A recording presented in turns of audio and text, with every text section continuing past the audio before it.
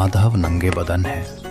उसकी पीठ पर पसीने की धारियां सफेद नमक बनकर जम गई हैं। वो पत्थर पर वार करता है और हर वार के साथ उसके गले से एक कराह निकलती है।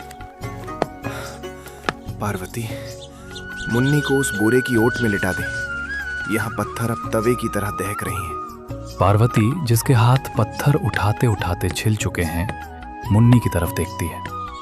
मुन्नी एक फटे हुए गीले तौलिए को सिर पर लपेटे एक बड़े पत्थर की छाया में सिमटी बैठी है। लिटा तो दिया है, पर पत्थर की छांव भी अब गर्म हवा उगल रही है। पानी की बोतल भी खत्म हो गई माधव। मिट्टी के तेल की कुप्पी में जो थोड़ा पानी बचा था, वो भी चाय जैसा उबल रहा है। मुन्नी अचानक खड़ी होती है और डगमगाते कदमों से अपने पिता के पास आती है। उसके पैर जल रहे हैं। वो कभी एक पैर उठाती है तो कभी दूसरा। बापू, आज तो सूरज घर नहीं जाएगा क्या? देखो ना, वो लाल होकर हमें घूर रहा है। जाएगा बेटा। जब उसे नींद आएगी तो वो समंदर में नहाने चला जाएगा। तू वहाँ क्यों खड़ी है? पैर जल जाएंगे। भाग उस छांव में। नहीं, आप भी तो धूप में खड़े हो। आप काले पड़ गए हो बापू। माँ कहती है कि अगर हम काला चश्मा पहन ले तो सूरज हमें नहीं देख पाता। क्या आज शाम आप मेरे लिए वो मेले वाला चश्मा लाओगे?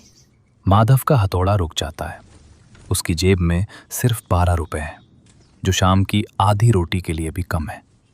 वो अपनी फटी हुई हथेलियों को देखता है और फिर मुन्नी की मासूम आंखों को। लाऊंगा मुन्नी, तू बस आज की ये लू झेल ले। तेरा बापू शाम को सूरज को हरा कर आएगा। तभी ठेकेदार की जीप आती है।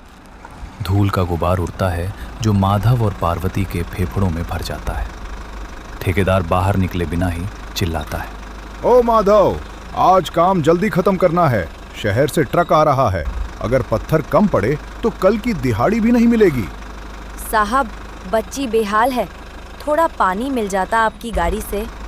ठेकेदार कांच चढ़ा लेता है और जीप आगे बढ़ा देता है। धूल फिर से उनके चेहरों पर जम जाती है। रो मत पार्वती। इन पत्थरों को पता नहीं है कि ये जिससे टकरा रहे हैं वो खुद मिट्टी से बना है। मिट्टी आग में तपकर ही पक्की होती है। माधव फिर से हथौड़ा उठाता है। इस बार उसकी चोट में गुस्सा है और दर्द भी। वो पत्थर नहीं तोड़ रहा, जैसे अपनी किस्मत को पीट रहा हो। मुन्नी दूर बैठी अपनी फटी चप्पल के छेद को उंगली से ढकने की कोशिश करती है ताकि गर्म रेत अंदर ना घुसे। सूरज ढल रहा है, लेकिन गर्मी कम होने का नाम नहीं ले रही। माधव अपनी पुरानी साइकिल को घसीटते हुए ले जा रहा है, जिसकी चेन बार बार उतर रही है। उसके चेहरे पर धूल और पसीने की एक परत जम चुकी है। बस थोड़ा और। अगर आज मुन्नी के लिए वो चश्मा और ठंडा पानी नहीं ले गया तो कल उसकी आंखों में कैसे झांकूंगा? वो एक कबाड़ की दुकान के पास रुकता है।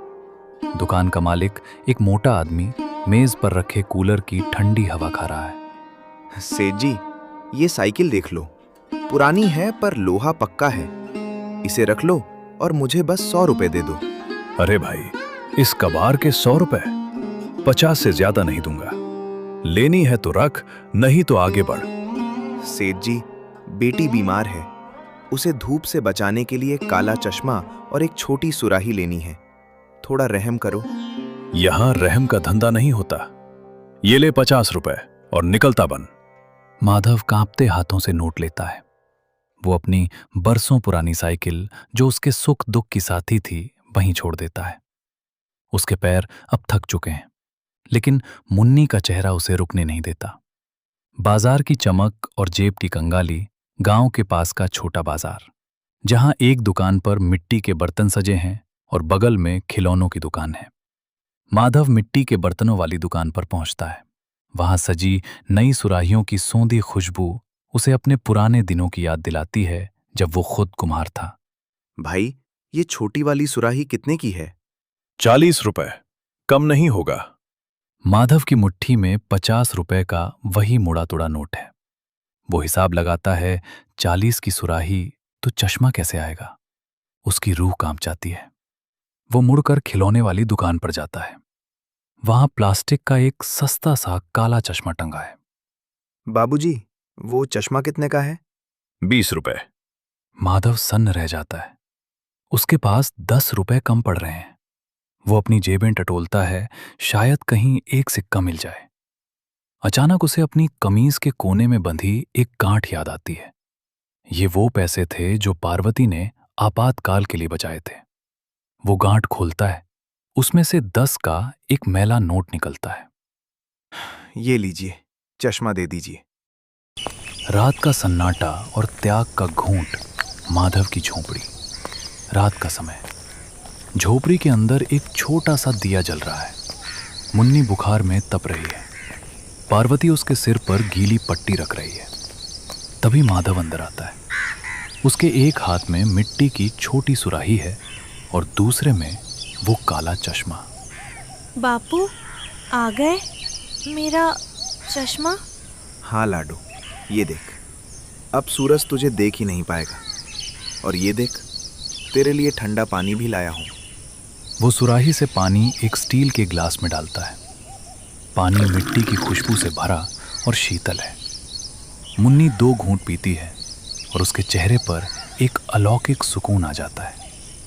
माँ तू भी पी, बहुत ठंडा है। पार्वती गिलास लेती है। उसका अपना गला सूख कर काटा हो चुका है। वो गिलास होठों से लगाती है, लेकिन पानी पीती नहीं। वो चुपके से पानी वापस सुराही में डाल देती है ताकि रात भर मुन्नी के काम आए। मेरा पेट भरा है मुन्नी, मैंने अभी कुएं पर पिया था। तभी आसमान में गड़गड़ाहट होती है। माधव बाहर आकर देखता है, काले बादल घेर आए हैं। पहली बार महीनों बाद लू की जगह ठंडी हवा का झोंका आता है। अगले दिन सुबह वही सड़क। सुबह के 5 बजे हैं। अभी सूरज नहीं निकला है, लेकिन गर्मी का एहसास शुरू हो गया है। माधव फिर से काम पर जाने के लिए तैयार है। मुन्नी अपनी आंखों पर वो काला चश्मा लगाए सो रही है। माधव सब देख रहा है। वो जानता है कि कुआं सूख चुका है। वो पार्वती का हाथ पकड़ता है। दोनों की आंखों में शब्द नहीं है, बस एक दूसरे के प्रति सम्मान और दुख का एक गहरा समंदर है। देर कर दी तूने आने में, पर शुक्रिया। आज मेरी बेटी की आंखें नहीं जलेंगी। बारिश की बूंदें धूल को धो रही हैं और नीचे मुन्नी अपना काला चश्मा उतारकर आसमान से गिरते अमृत को अपनी हथेलियों में समेट रही है।